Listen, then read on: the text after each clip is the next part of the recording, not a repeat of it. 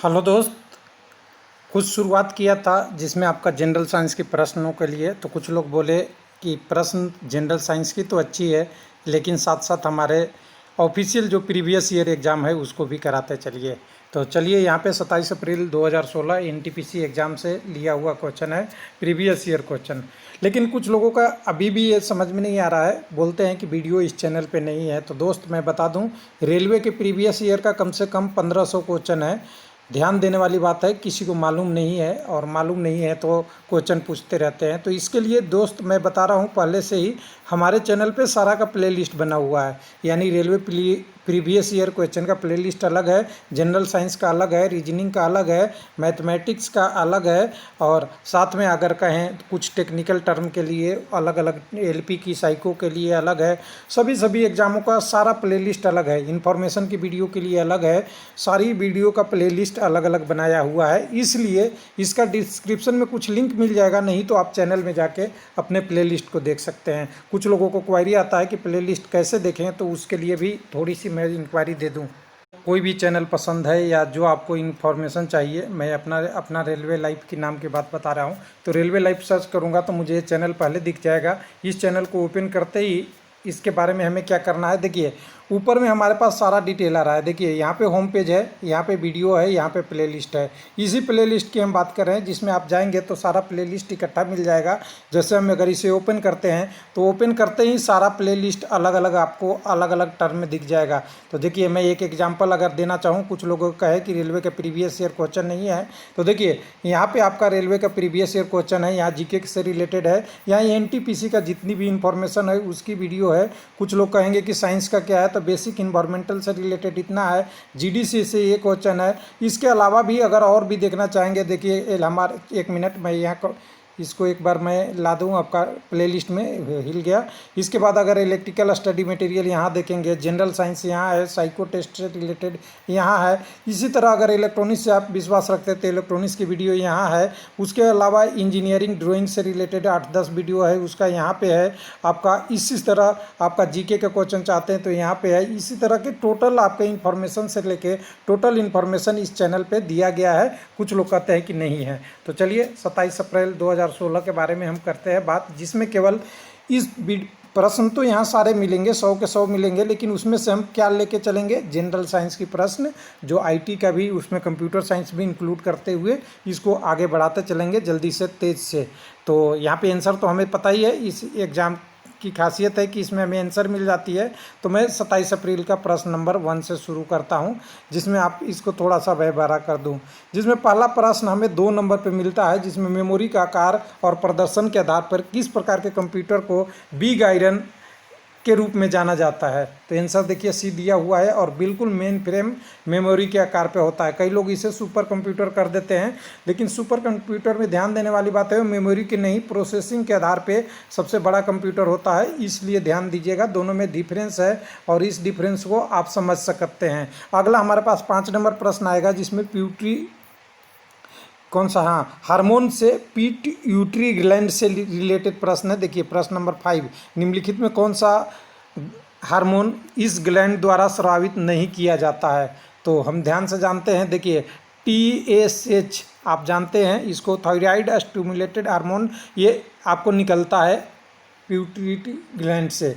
उसके बाद आपके देख सकते हैं प्रोक्लेंसिटिन, ये भी निकलता है, वैसोप्रोसिन ये भी निकलता है, लेकिन सोमाटोस्टिन नहीं निकलता है। तो राइट आंसर हमारे यहाँ पे क्या हो जाएगा, जो हमारा है नहीं निकलता है, पूछा है तो नहीं निकलता है ये। बाकी अगर कहीं दूसरे एग्जाम में पूछ दे निकलता है तो ये ध्यान दीजिएगा, ये सारे निकलते हैं। अगला प्रश्न अगर बात करेंगे तो इसके बाद हमारे पास जो प्रश्न आएगा साइंस से रिलेटेड, और साइंस और कह सकते हैं कि इसमें जीएस भी ले लेते हैं, जीके भी ले लेते हैं। तो अगला आएगा हमारे पास कौन सा है, जीके का भी, इसमें देखिए शुक्र से रिलेटेड प्रश्न है। हो सकता है इसको साइंस में भी पढ़ ले आप, या जीके में भी पढ़ सकते हैं, इसलिए। तो कह रहा है शुक्र, 1 मिनट इसको थोड़ा नीचे कर लूँ। तो इसमें कह रहा है इस प्रश्न में शुक्र ग्रह के वातावरण में कौन सा ज़्यादातर गैस शामिल होती है, उसको बताना है। तो कार्बन डाइऑक्साइड आप लोग जानते ही है, बिल्कुल आसान सा आपके लिए आंसर था, जिसको आप कर सकते थे। प्रश्न बहुत इजी कई बार आ जाते हैं, कई बार थोड़ा सा टेढ़ा आ जाता है। अगले प्रश्न में चलेंगे तो अगला प्रश्न हमारे पास साइंस से रिलेटेड कहाँ आता है, तो ये आपका मैथमेटिक्स है, ये आपका कंप्रीहेंशन वाला प्रश्न है। आगे चलेंगे डायरेक्ट इसी प्रश्न में, ऑफिशियल प्रश्न में चलेंगे तो हमारे पास आएगा एक एक करके प्रश्न साइंस से रिलेटेड वाले जो भी प्रश्न होंगे वो हम यहाँ लेके चलेंगे। देखिए इनमें से कौन सा क्षेत्रफल के मामले में सबसे बड़ा नेटवर्क है। क्षेत्रफल के बारे में जानते ही हैं, इंटरनेट बहुत दूर तक होता है। इंटरनेट एक कंपनी या ऑर्गेनाइजेशन के अंदर चलता है। वैन और मैन ये सब छोटे छोटे एरिया नेटवर्क का है। तो सबसे बड़ा इंटरनेट सबसे वाइड है, www पे चलता है। उसके बाद आपके पास जो प्रश्न है एक और है, साइंस से कह सकते हैं, विशाल ग्रेट रेड स्पॉट के नाम से जाना जाने वाला तूफान किस ग्रह से संबंधित है। तो बृहस्पति के ही जानते हैं, ग्रेट रेड स्पॉट जुपिटर। चलिए अगले प्रश्न में चलें, इसका आंसर भी साथ में दिया हुआ है। उसके बाद अम्ल वर्षा का पीएच माने तो सब लोग जानते हैं, इसमें आपको कोई कंफ्यूजन नहीं होना चाहिए कि 5.5 से कम होता है तब उसके अम्ल वर्षा या एसिड रेन कहते हैं। जब पीएच वैल्यू 5 से कम होता है, जनरली 3.2 1.5 अलग अलग जगहों पे जितना एसिड की मात्रा है उस पर निर्भर करता है, लेकिन 5.5 से कम होता है। उसके बाद अगला बात करेंगे तो अगला हमारे पास क्वेश्चन जो आएगा साइंस से रिलेटेड, जिसमें एक एक करके आएंगे। साइंस से जो प्रश्न जुड़ा हुआ है उसको ले लेते हैं। मैंने एक बार भी प्रैक्टिस नहीं किया हूँ, डायरेक्ट आपके सामने ये क्वेश्चन ओपन करके इसको आगे की तरफ ले चल रहा हूँ, जिसमें आपका ये जीएस है। उसके बाद आगे देखेंगे 35 के बाद साइंस का प्रश्न में आप देखेंगे तो ये आपका रीजनिंग स्वतंत्रता लिंग, ये तो आपका सी देखे कैलिफोर्निया, ये आपका साइंस से है। इसको अगर कह सकते हैं प्रश्न को, साइंस को, खाली स्थान में है पृथ्वी पे सबसे बुद्धिमान स्तनधारी है। तो हिपोपस नहीं, हिरन नहीं, हाथी, डॉल्फिन, कौन सा होगा। तो सबसे बुद्धिमान डॉल्फिन के बारे में है, जिसके बारे में कहा जाता है कि पृथ्वी पर सबसे अधिक बुद्धिमान स्तनधारी डॉल्फिन के नाम से है। सीडीएम के बारे में पूछिएगा तो सीडीएम तो आप जानते ही है, क्लीन डेवलपमेंट मैकेनिज्म, और इसको क्लीन डेवलपमेंट मैकेनिज्म इसलिए कहा जाता है क्योंकि आजकल इन्वायरमेंटल एंड पॉल्यूशन के बारे में प्रश्न पूछता है, उससे रिलेटेड प्रश्न है। साइंस भी जोड़ सकते हैं, लेकिन ये आपका इन्वायरमेंटल या पोल्यूशन का प्रश्न जो आजकल है उसमें से आता है, CDM, जिसमें क्लीन डेवलपमेंट मैकेनिज्म कहते हैं। और इसमें क्या होता है, कार्बन प्रिंटिंग, कार्बन उत्सर्जन को कम करना या अलग अलग तरीके से कैसे भी पृथ्वी पे हॉट होने से बचाने के लिए जो प्रोसेस चलती है वो CDM के अंदर चलती है सारा। उसके बाद अगला प्रश्न देखेंगे तो अगला प्रश्न हमारे पास देखेंगे, अगला प्रश्न क्या आता है, रीजनिंग के बाद आपके पास आएगा। अभी आगे देखते हैं, यहाँ तक अभी अंतरिक्ष, ये आप जीएस कह सकते हैं, लेकिन अगर साइंस में लेना चाहें तो अंतरिक्ष अनुसंधान केंद्र पर आधारित द्वारा विकसित परिस्थिति तौर पर क्लीन रॉकेट के नाम से जाना जाता है। तो यहाँ कौन सा है, अंगारा के नाम से दिया हुआ है, अंतर्राष्ट्रीय अनुसंधान का। हालांकि ये उस समय का करंट अफेयर रहा होगा इसलिए भी दिया हुआ हो सकता है, लेकिन एग्जैक्ट अभी रूस पे आधारित है तो ये इसको रहने देते हैं, साइंस के टॉपिक में आएगा नहीं क्योंकि करंट अफेयर का होगा। उसके बाद आपका ये क्रिकेट से रिलेटेड है, इसको छोड़िए, क्रिकेट वाले प्रश्न को आगे चलते हैं। हमें साइंस का प्रश्न, छोटे छोटे प्रश्न कहाँ मिलते हैं साइंस के, जिसमें आपके 10-15 प्रश्न साइंस के होते हैं, उसको प्रश्न को एक एक करके ढूंढ ले। एक प्रश्न हमारा है, ये हमारा करंट अफेयर जीके रीजनिंग से है। आगे बढ़ेंगे, हाँ आ गया है, मानव जिसमें सबसे बड़ी अंतरिक्ष में शादी हुई थी। हालांकि ये आपका करंट अफेयर हो सकता है या जीएस हो सकता है। यहाँ देखिए यूरी मालेनचेको इनका हुआ है, लेकिन ये आपका एग्जैक्ट साइंस नहीं है, जनरल साइंस नहीं है, लेकिन अगर आप इंटरेस्टेड है तो देख लीजिए, जब प्रश्न खुला हुआ ही है तो उसके बारे में हम देख सकते हैं। आगे हमारे साइंस का प्रश्न निम्नलिखित में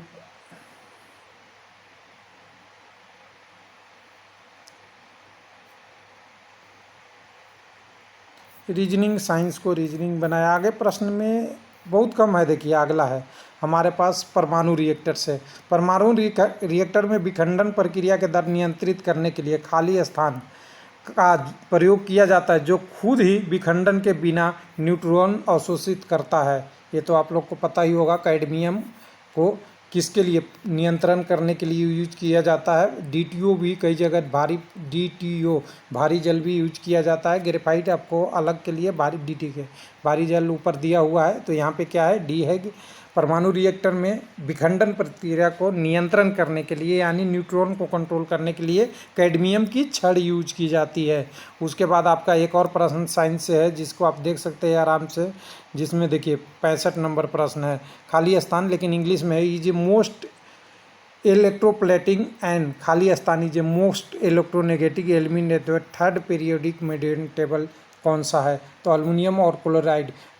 ध्यान दीजिएगा, क्लोरीन क्या होता है, मोस्ट इलेक्ट्रोनेगेटिव, ये ध्यान रखना है। क्लोरीन को क्या बोलते हैं, मोस्ट इलेक्ट्रोनेगेटिव, और किसी से भी क्रिया करने के लिए जल्दी हो जाता है। और पॉजिटिव में क्या है, अल्युमिनियम है पॉजिटिव में। तो एक क्लोरीन अल्युमिनियम दोनों प्रश्न एक बहुत है मॉडर्न टेबल में, इसको याद रखिएगा। एल्युमिनियम इसको मोस्ट पॉजिटिव में रखिए। और उसके बाद क्लोराइड को क्या रखना है, ध्यान से देखना है, मोस्ट नेगेटिव। तो इसको आप ध्यान से रखिएगा, इसको भी एक प्रश्न हो सकता है। इलेक्ट्रो पॉजिटिव और इलेक्ट्रो नेगेटिव के टर्म में बहुत प्रश्न आता रह सकता है। अगला हमारे पास कहाँ प्रश्न आता है साइंस का, भारत में किस राज्य में कपास की मिलों की संख्या सबसे अधिक है। तो ये हमारा महाराष्ट्र है। हालांकि ये जीएस का पेपर नहीं है, जीके का प्रश्न है। उसके बाद अगले प्रश्न में चलेंगे। तो अगला हमारे पास एक और आता है, 1 मिनट ऊपर कर दूँ, यहाँ पे fertilisation of sperm with is a ovum take a place in. तो यहाँ ट्यूब होना चाहिए, और आंसर भी दिया हुआ है, फैलोपियन ट्यूब में होता है। यानी fertilisation of sperm with is ovum take a place, यानी जनन से संबंधित ये हमारा प्रश्न है, जिसमें आपका राइट आंसर सी है, फैलोपियन ट्यूब से दिया हुआ है। उसके बाद अगले प्रश्न में चलेंगे। तो अगला प्रश्न हमें कहाँ मिल रहा है, कंप्यूटर सिस्टम। देखिए बिल्कुल आसान सा प्रश्न है, कंप्यूटर सिस्टम जिसमें किसी भी संग्रहण भंडारण की आवश्यकता नहीं होती है। कंप्यूटर सिस्टम जिसमें किसी भी भंडार यंत्र की आवश्यकता नहीं होती है, डिजिटल या एनालॉग। तो दिया हुआ आंसर आप देख ही रहे होंगे, एनालॉग है। एनालॉग ऐसा कंप्यूटर था जिसमें आपकी सिग्नल को ज़्यादा स्टोर करने की ज़रूरत नहीं होती, लेकिन डिजिटल में डाटा सारा 0101 के टर्म में बाइनरी हेक्साडेसिमल बदल करके डिजिटल में बहुत ज़रूरी पड़ जाता है। यानी दोनों को डायरेक्ट देखिएगा, अगर नहीं ज़रूरत है तो एनालॉग, और बहुत ज़रूरत है तो डिजिटल। उसके बाद अगले बात पर करेंगे, प्रश्न की बात के बात है। तो अगर बात करेंगे तो ये तो आपका है प्रश्न, जिसमें आपका अगला प्रश्न है, देखिए बहुत इंपॉर्टेंट प्रश्न है, इसको ध्यान से देखेंगे। जीटीन इज ए प्रोड्यूस इन खाली स्थान and transported to in the xylem where प्रमोटेज इज। यानी यहाँ से देखिए सबसे पहली चीज़ है कि ये प्रश्न किसका है, तो हमारा पौधे से लिए है, प्राणी जगत से लिया हुआ पौधे का है यहाँ प्रश्न, जिसमें देखिए प्रोड्यूस मतलब उत्पादन कहाँ होता है, और ट्रांसपोर्टेड कहाँ होता है, कहाँ से कहाँ होता है। तो इसका आंसर देखेंगे तो हमारे पास देखिए रूट में ये प्रोड्यूस होता है, और कहाँ पे भेजा जाता है, शूट्स तक भेजा जाता है। जाइलम और फोएम दो हमारे क्या होते हैं, पौधों में भोजन को ट्रांसपोर्ट करने के लिए। तो जल से जो ऊपर की तरफ ले जाता है, इसको क्या बोलते हैं, जाइलम बोलते हैं, और जो पत्ते से पौधे के हर भाग में भेजते हैं उसको फोएम बोलते हैं। तो दोनों को ध्यान रखिएगा। और यहाँ पे प्रश्न का आंसर तो आपको दिया हुआ था, रूट और शूट इसलिए आसान हो गया है, जो प्रमोट करके सेल डिवीजन में काम करता है उसके लिए रिलेटेड है। तो इस शब्द का नाम याद रखिएगा, जीटिन, जिसका प्रोड्यूस रूट और शूट का है। बहुत इंपॉर्टेंट प्रश्न है, और जाइलम और फोएम बार बार याद रखिएगा, ये प्रश्न बहुत रिपीट करता है। उसके बाद अगले बात करेंगे। तो अगला प्रश्न हमारे पास जो आएगा, जिसके बारे में 1 मिनट, ये छोटा हो गया, इसकी साइज 79 के बाद आपका आगे आएगा। कौन सा प्रश्न आता है जी, ये तो आपका जीके है। जीके के बाद आपके पास निम्न में से हॉकी से रिलेटेड है। अगला प्रश्न हमारे है दक्षिणी पश्चिमी मानसून, जीके का ही है, और कह सकते हैं कि ये हो सकता है कि आपको जीएस में भी पूछ दे। दक्षिणी पश्चिमी मानसून में उत्पन्न होती है, सब लोग जानते हैं, किसी को पूछने की ज़रूरत नहीं है, हिंद महासागर में, जो सबसे पहले हमारे भारत के केरल से शुरू होकर लास्ट में आते आते जम्मू कश्मीर तक 30 जून या जुलाई तक पहुंचता है और केरल में हमारा मई के लास्ट में या जून के शुरुआत में हो जाता है। इसे दक्षिणी पश्चिमी मानसून कहते हैं और भारत में सबसे ज़्यादा वर्षा इसी से होती है, ये भी ध्यान रखिएगा। कई बार पूछ दिया जाता है कि भारत में वर्षा सबसे ज़्यादा किससे होती है, तो दक्षिण पश्चिम मानसून से होती है। उसके बाद ओटोन बेल लिखकर होकर का ये शब्द का खोज से रिलेटेड है, किसने किया है, ये भी आपका जीके का क्वेश्चन है जिसको माइक्रोस्कोप में करते हैं। ओटोन वैन, ओह सॉरी, ये तो जीएस का क्वेश्चन है, मैं तो सोच रहा था कि इसमें खोज दूसरा है। ओटोन वेन लीवनहोक की खोज किसने किया है, तो ये माइक्रोस्कोप की खोज इन्होंने किया था। नाम क्या है खोजकर्ता का, वेटेनबर्ग के लिए। तो ये प्रश्न तो आपने देख लिया। उसके बाद आपका एक आध प्रश्न और होगा साइंस का। 10 से 15 प्रश्न आते हैं साइंस का, जो इस समय हो सकता है प्रश्न का लेवल बढ़ेगा तो हो सकता है प्रश्न के क्वेश्चन भी बढ़ेंगे। उसके बाद हमारे पास आता है एक प्रश्न और है जो बहुत लंबा चौड़ा लिखा हुआ है 93 नंबर पे। देखिए, जिसके अक्सर सदमे का उपचार शॉक ट्रीटमेंट के रूप में जाना जाता है, एक मानसिक रोगों का इलाज में जिसमें मानसिक बीमारी को राहत प्रदान करने के लिए संग्रहण विद्युत रूप में से रोगियों से लिया जाता है, क्या बोलते हैं, ध्यान दीजिएगा। मानसिक संतुलन, ईसीजी, ईएमजी, ईजीजी, तो ईएमजी कौन सा है, तो राइट आंसर देखिए यहाँ डी दिया हुआ है, जिसको बोलते हैं इलेक्ट्रोथेरेपी, इलेक्ट्रोकन्वल्सिव थेरेपी, देखिए ईसीटी है। देखिए, और इसमें और प्रश्नों को है साइंस का, तो ध्यान से हम अगर देख लें तो क्या है, ईईजी, ईसीजी, ईसीजी भी आपका होता है कार्डियोग्राम के लिए, यानी आपके पेट से संबंधित इंटरनल जो पार्ट है पूरी भाग को सर्च होता है। ईएमजी भी होती है, लेकिन ईसीटी किससे आपका रिलेटेड है, मानसिक बीमारियों से रिलेटेड। और कई बार इसमें मानसिक के लिए आपका जो होता है, जो टेस्ला के नाम पे किया जाता है, उसको भी कह सकते हैं, इसमें निरूपित किया जा सकता है।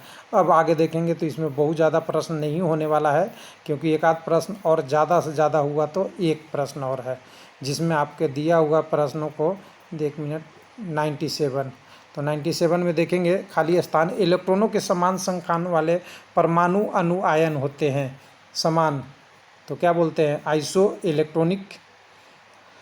आइसोटोप्स किसको बोलते हैं, आइसोटोन्स किसको बोलते हैं, ये भी ध्यान रखिएगा। आइसोटोप्स परमाणु में न्यूट्रॉन, इलेक्ट्रॉन, और ये तीनों का जो होता है, एक में आपका समस्थानिक, समभारिक और सम इलेक्ट्रॉनिक।